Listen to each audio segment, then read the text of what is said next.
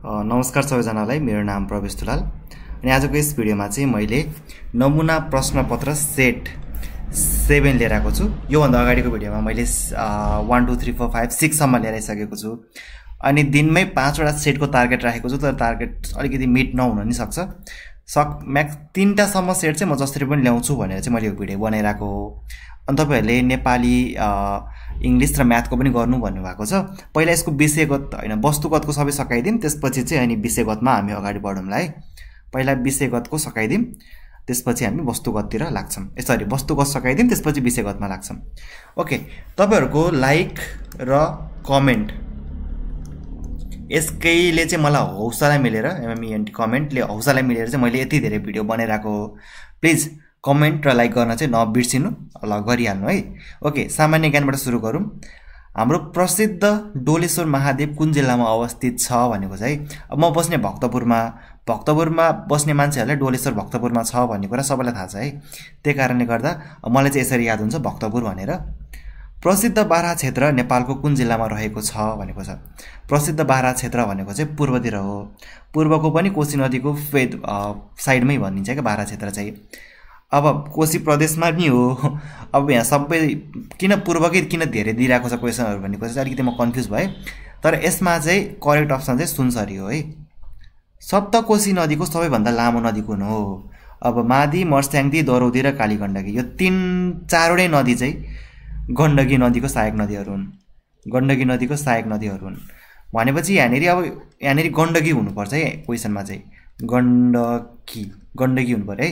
सप्त गण्डकी नदीको सबैभन्दा लामो नदी कुन हो भने चाहिँ मर्स्याङ्दी मिल्छ। तर कोशी नदीको चाहिँ के हो भनेर हेरौँ है। ठुलो नदी भन्यो भने चाहिँ अरुण हो है। अनि सानो नदी भन्यो भने चाहिँ लिखु हो। सप्तकोशीको कुरा गर्दैछु है म।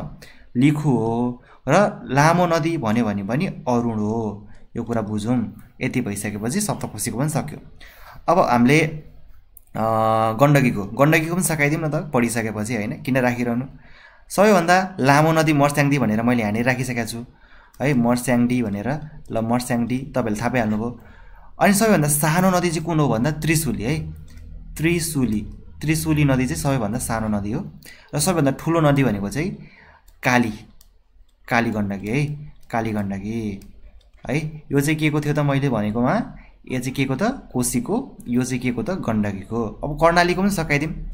कर्णालीको सबैभन्दा ठुलो नदी भनेको हुम्ला कर्णाली हो। हुम्ला कर्णाली अब यो याद नै छ होला तपाईहरुलाई। लामो नदी भनेको पनि हुम्ला कर्णाली हो। हुम्ला कर्णाली हो। अनि सबैभन्दा सानो नदी भनेको चाहिँ तिला। ल यो पनि थाहा नै छ होला। ल यति भइसकेपछि यस्तो खाले क्वेशन जुनसुकै सोधे पनि हामीले भन्न सक्छौं। महेन्द्र ताल भनेर कुन ताललाई चिनिन्छ? महेन्द्र ताल किन भनियो भन्दाखेरि जब टोनी हेगेलले राजा महेन्द्रलाई चाहिँ फोटो देखाए महेन्द्र तालको चाहिँ, उनी आफै स्वयं चाहिँ रारा तालमा गएर चाहिँ त्यहाँ भ्रमण गरे। उनलाई त्यो साह्रै मन पर्यो र त्यो तालको नाम चाहिँ महेन्द्र ताल राखे अरे के। अब त्यसरी चाहिँ अब रारा तालको नाम चाहिँ के हो भन्दाखेरि महेन्द्र ताल पनि हो भन्ने कुरा बुझ्यौं हामीले। हाल नेपालमा कतिवटा स्थानीय तह रहेको छ? अब नेपालमा स्थानीय तहको कुरा गर्दाखेरि चाहिँ 756 वटा छ। अब त्यसलाई कसरी विभाजन गरेको छ म एकचोटि म बनाइदिन्छु है। 756 भनेछु 3 हो। त्यसमा चाहिँ 3टा तह छ। त्यसमा के भन्दा सुरुमा महानगरपालिका, त्यसपछि उपमहानगरपालिका, त्यसपछि नगरपालिका है। महानगरपालिका कतिवटा छ भन्दा 6 वटा छ। उपमहानगरपालिका कतिवटा छ भन्दा 11 वटा छ। नगरपालिका कति छ भन्दा 273 वटा छ। अब तीनटैलाई जोड्ने हो भने कति हुन्छ त भन्दा 293 वटा चाहिँ नगरपालिका छ है। यो तीनटैलाई समूहलाई चाहिँ हामीले के भन्छौं? नगरपालिका भन्छौं। 293 त्यसरी भयो। त्यसपछि बाँकी रहेको भनेको गाउँपालिका। गाउँपालिका कतिवटा छ भनेर सोध्यो भने चाहिँ गाउँपालिका नेपालमा कुल गाउँपालिका कतिवटा छ भनेर सोध्यो भने चाहिँ 460 वटा चाहिँ के छ त भन्दा हाम्रो गाउँपालिका छ है। अब यति कुरा बुझिसकेपछि चाहिँ हामीलाई 700 यसरी चाहिँ पुग्छ है। अनि यो गाउँपालिका सुधा गरेर यहाँनिर यसरी राख्न मिल्दैन। टोटल चाहिँ 293 हो। ल अब चाहिँ मिल्यो। अब यहाँनिर अर्को क्वेसन छ नेपालको समुद्र सतहको कति मिटर उचाइसम्म न्यानो समति सोच्न हावापानी पाइन्छ भनेको छ। न्यानो मैले कतिचोटि भनिसकेँ 1200 मिटरदेखि 2100 मिटरसम्मको हाइटलाई चाहिँ न्यानो समति सोच्न हावापानी पाइन्छ। त्यसपछि यहाँनिर अरू कुनै अप्सन छ त? यहाँ 2100 देखि 3000सम्म चाहिँ न्यानोभन्दा ठ्याक्कै माथि के त भन्दा ठन्डा समति सोच्न हावापानी। ठन्डा समति सोच्न हावापानी चाहिँ केमा पाइन्छ त? 2100 मिटरदेखि 33050 हुनुपर्ने, अब छैन। 3350 हुनुपर्ने, 3350 छैन यहाँनिर है। नेपालको कुल क्षेत्रफलको कति प्रतिशत भूभाग जलस्रोतले ओगटेको छ भनेको छ। यो क्वेसन चाहिँ मैले अहिलेसम्म कहीँ पनि देखेको थिइनँ, कहीँ पनि पढेको थिइनँ, मैले अहिलेसम्म पढाएको पनि छैन। त्यही कारणले गर्दा यसको एन्सर चाहिँ यो 7.06% रङ हो कि राइट हो भन्ने कुरा मैले यसको एन्सर दिन सकिनँ। तपाईँहरूलाई थाहा छ भने प्लिज कमेन्ट गर्नुहोस् है। किलर माउन्टेन भनेर कुन हिमाललाई चिनिन्छ? किलर माउन्टेन भनेर चाहिँ मनासुलु हिमाललाई नै चिन्ने हो। यसमा अब अर्को क्वेसन छ नेपालमा पहाडी प्रदेशमा, हेरौँ है, प्रदेश छ, पहाडी क्षेत्रमा भनेको भए चाहिँ कुरा अर्कै हुन्थ्यो। तर यहाँनिर के भनेको छ? पहाडी प्रदेशमा कतिवटा जिल्ला रहेको छन् भनेको छ। अब यो कुरा अलिकति यताबाट बुझौँ। नेपालमा के छ भन्दाखेरि हिमाली प्रदेश, त्यसपछि पहाडी प्रदेश, पहाडी प्रदेश, त्यसपछि भित्री मधेस, त्यसपछि आउँछ हाम्रो तराई,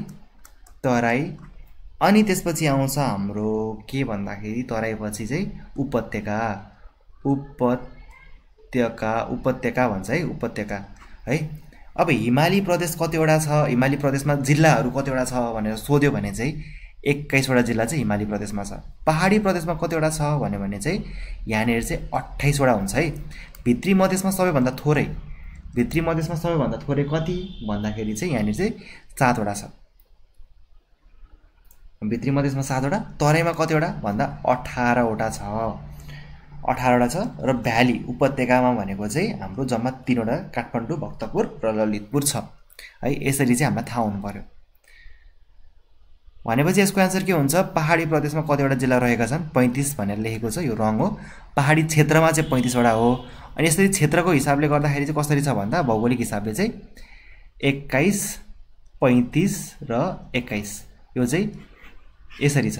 यो चाहिँ हाम्रो हिमालको भयो, यो चाहिँ पहाड, यो चाहिँ तराईको, यसरी छ है जिल्लाहरूको चाहिँ वर्गीकरण। अब यसमा चाहिँ अलिकति रङ लेखा रहेछ। पहाडी प्रदेशमा भन्यो भने चाहिँ 28वटा हुन्छ। प्रदेश भन्न पाइँदैन क्या त्यहाँनिर। उत्तरमा हिमालदेखि दक्षिणमा महाभारतसम्म फैलिएको जिल्ला कुन हो भनेको छ? त्यो भनेको चाहिँ धादिङ है। नेपालको कुन ठाउँलाई माटोको सहरको रूपमा चिनिन्छ? मुस्ताङ हो। यो चाहिँ लोहोमाङ मुस्ताङ भनेर आएको छ। यो चाहिँ एकदम राइट एन्सर छ। नेपालको ढोका भनेर गेटवे अफ नेपाल है, गेटवे अफ नेपाल इङ्ग्लिसमा भन्दाखेरि चाहिँ गेटवे अफ नेपाल, नेपालको ढोका भनेर चाहिँ वीरगञ्जलाई चिनिन्छ। क्षेत्रफलको आधारमा नेपालको सबैभन्दा ठुलो नगरपालिका कुन हो? शीतगङ्गा नगरपालिका। सानो कुन हो त? सानो भनेको भक्तपुर। सानो भनेको भक्तपुर। त्यसपछि आएर हाम्रो गाउँपालिका सोध्न सक्छ। अब गाउँपालिकाको कुरा गर्दाखेरि चाहिँ नम्खु गाउँपालिका चाहिँ सबैभन्दा ठुलो गाउँपालिका हो। सबैभन्दा सानो गाउँपालिका भनेको चाहिँ कुन हो भन्दाखेरि चाहिँ सबैभन्दा सानो भनेको चाहिँ परवानीपुर भनेको चाहिँ कहाँनिर छ भन्दा बारा जिल्लामा छ। यो नम्खु गाउँपालिका चाहिँ हुम्लामा छ है, हुम्लामा छ। ल यदि थाहा भइसकेपछि तपाईँहरूलाई यसको बारेमा सक्यो। नेपालको इतिहासमा भण्डारखाल पर्व कहिले घटेको थियो? अब भण्डारखाल पर्वको एक्ज्याक्ट डेट दिएको छ यहाँ 1903 कार्तिक 12 गते। अब यो तपाईँहरूलाई कोट पर्व, मैले कोट पर्वको अलिअलि कहानी पनि भनेको छु। कोट पर्व, त्यसपछि आएर भण्डारखाल पर्व, त्यसपछि अलौ पर्व है। अलौ पर्व कहाँ घटेको थियो भने वीरगञ्जमा हो। भण्डारखाल पर्व कहाँ त? भण्डारखाल समथिङ के को भण्डारखाल पो भन्थ्यो कुनै, भण्डारखाल बगैँचामा हो। अनि अलौ पर्व, त्यसपछि मकैको खेतीको मकै पर्व है। त्यो कुराहरू थाहा हुनुपर्छ है तपाईँहरूलाई। ल 1903 कार्तिक 12 भइसक्यो त्यहाँनिर। अब सर्वप्रथम एसएलसी दिने पास गर्ने भनेको ऊ नै हो, चन्द्र शमशेर है। सबैभन्दा फर्स्टमा एसएलसी पास गर्ने नेपालको प्रधानमन्त्री भनेको चन्द्र शमशेर। मकै पर्व कहिले घटेको थियो? मकै पर्व अहिले मैले भनेकै थिएँ तपाईँलाई, मकै पर्व है। मकै पर्व यहाँ लेख्न चाहिँ बिर्सेछु मैले। मकै पर्व पनि एकदमै सोधेको छ है। मकै पर्व, मकैको खेती भन्ने किताब पुस्तक कसले लेखे त? कृष्णलाल अधिकारीले लेख्नु भएको थियो। अब त्यसैमा चाहिँ अब त्यसैले गर्दा चाहिँ मकै पर्व घटेको थियो। त्यो चाहिँ कहिले भन्दा 1977 मा है। मकैको पर्व भनेर चाहिँ 1977 मा घटेको थियो। लाइब्रेरी पर्व पोल खोलिदिने व्यक्ति को हुन् भनेको छ है। अब लाइब्रेरी पर्वको लाइब्रेरी पर्व यसको बारेमा चाहिँ मैले खासै अध्ययन गरेको छैन है। अब यो पनि सोध्दो रहेछ, यसको बारेमा चाहिँ अलिकति हेरेर म तपाईँलाई भन्छु। तर यसको एन्सर चाहिँ अब रामचन्द्र अधिकारी लेखिएको छ, त्यही नै करेक्ट अप्सन होला। नेपालमा दास प्रथाको अन्त्य घोषणा कहिले भएको थियो? अब कसले गरेको थियो भनेर सोध्यो भने दास प्रथाको अन्त्य गर्ने मान्छे भनेको चाहिँ चन्द्र शमशेर हो। कहिले गरेको थियो भने 1981 मा गरेको थियो। अनि 1977 मा चाहिँ के प्रथाको अन्त्य गरेको थियो भन्दा सती। 1977 है। 1977 मा चाहिँ सरी इङ्ग्लिस नेपाली दुईटैमा लेखेर म अलिकति बिगारिरहेको छु। कसरी लेख्छ नेपालीमा? 1977 मा चाहिँ सती प्रथाको अन्त्य भएको थियो र 1951 के भन्छ यो 50 र 1 लाई 81, 1981 मा चाहिँ दास प्रथाको अन्त्य भएको थियो। भनेपछि करेक्ट अप्सन यसमा चाहिँ यो हुन्छ। कुन जातिको मृत्यु संस्कारमा 108 बत्ती बाल्ने चलन रहेको छ? अब यहाँ तामाङ लेखेको छ। कोही तामाङहरूले यो भिडियो हेरिरहनु भएको छ भने हो कि होइन भनेर कमेन्ट गरिदिनुहोस् है। नेपालमा प्रदेश सभा कति सदनात्मक रहने व्यवस्था छ भनेको छ। प्रदेश सभा भनेको एक सदनात्मक नै हो। निम्न मध्ये सवारी चालकको कर्तव्य कुन हो भनेको छ। अब हेरौँ है।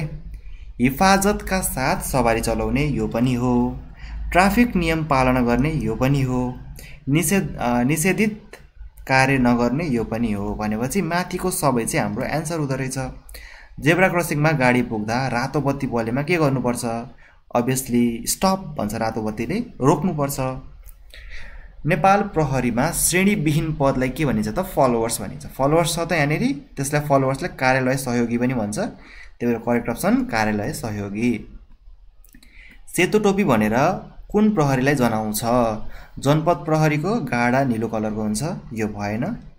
सशस्त्र प्रहरीको त छुट्टै नै भइहाल्यो, यो त भएन। ट्राफिक प्रहरी चाहिँ सेतो ह्याट लाएर बसिरहेको हुन्छन् है।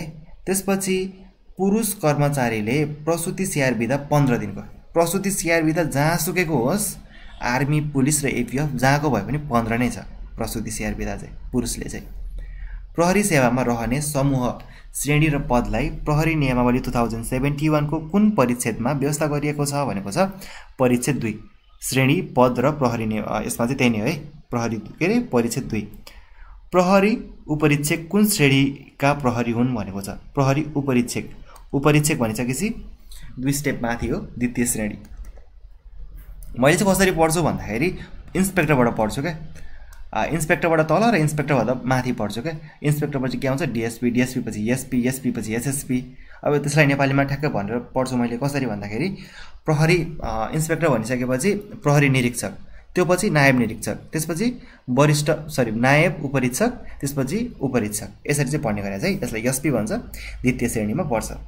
खुकुरी डन्डा क्रस प्रहरी हो, अभियसली प्रहरी निरीक्षक। प्रहरी जवान हुन चाहिने महिलाको उचाइ कति हो? अब यहाँ केजी दिएको छ, यो चाहिँ के दिएको हुनु, किन वेट सोध्न खोजे होला, वजन सोध्न खोजे होला, तर उचाइ भनेको छ यहाँ।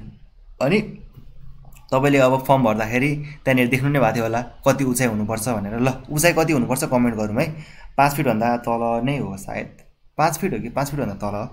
ल तपाईँहरू कमेन्ट गर्नुहोस् है। त्यसको चाहिँ प्रहरी कर्मचारीले बिरामी बिदा वर्षको कति दिन पाउने व्यवस्था छ भनेको छ? वार्षिक 12 दिन। अस्पताल भर्ना हुनु परे अवस्था नआएसम्म रे। ओके, अस्पताल भर्ना हुने अवस्था नआएसम्म चाहिँ 12 दिनको भनेको छ है। अब यसमा अब आइक्यूमा जाउँ। समूहमा नमिल्ने छुटाउनुहोस् भनेको छ। धनगढी, दैलेख, तामघास, र कोहलपुर। अब यसको चाहिँ अप्सन कोहलपुर छ, तर कसरी भयो भन्ने कुरा चाहिँ मलाई पनि थाहा भएन। हरि आफ्नो घरबाट उत्तर दिशातर्फ हेरिरहेको छ भने अब ऊ चाहिँ कता हेरिरहेको छ त? उत्तर दिशातर्फ भनेको यतापट्टि हेरिरहेको छ। उसको बायाँ हात, हत्तेरी कहाँ हुन्छ त बायाँ हात? यतापट्टि, अब यतापट्टि लेफ्ट भयो, यतापट्टि राइट भयो, के सरी यतापट्टि राइट भयो, यतापट्टि लेफ्ट भयो, यतापट्टि के हो त? पश्चिम। भनेपछि पश्चिम छ अप्सनमा छ। यदि खुट्टालाई चस्मालाई खुट्टा भनिन्छ भने मानिस केले हिँड्छ भनेको छ है। खुट्टाले हिँड्ने हो, खुट्टालाई के भनेको छ त? चस्मा भनेको छ। भनेपछि चस्माले हिँड्छ। अब त्यसो भए कतिले बढ्या छ हेरौँ है। यसको सिरिजको 5 ले बढ्या 10, 10 बढाउँदा 15, यसरी 5 बढाउँदा 15, 15 मा 5 जोडे 20। अप्सन छ राइट एन्सर भयो। अब यसमा हेरौँ, एप्पललाई 1, 16, 16, 12, 5।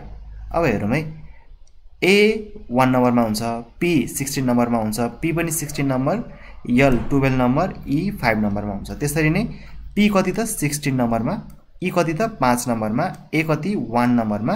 भनेपछि 16, 5, 1 वाला कुन छ? 16, 5, 18 भयो। यो भएन, 16, 5, 1। ल करेक्ट अप्सन यो भयो।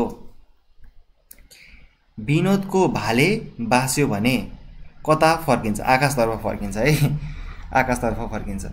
श्याम मध्याह 12 बजे आकाशमा उडिरहेको चरा हेरिरहेको छ भने उसको छाया कुन दिशातर्फ पर्छ भनेको छ है। मध्याह 12 मा चाहिँ घाम ठ्याक्कै माथि भएको मानिन्छ, ठ्याक्क त्यसको छाया चाहिँ भुइँतिर ठ्याक्कै है, पूर्व पश्चिम उत्तर दक्षिण भन्न मिल्दैन, ठ्याक्कै जहाँ उभिएको हुन्छ त्यसकै गोलोमा परिरहेको हुन्छ भुइँतिर।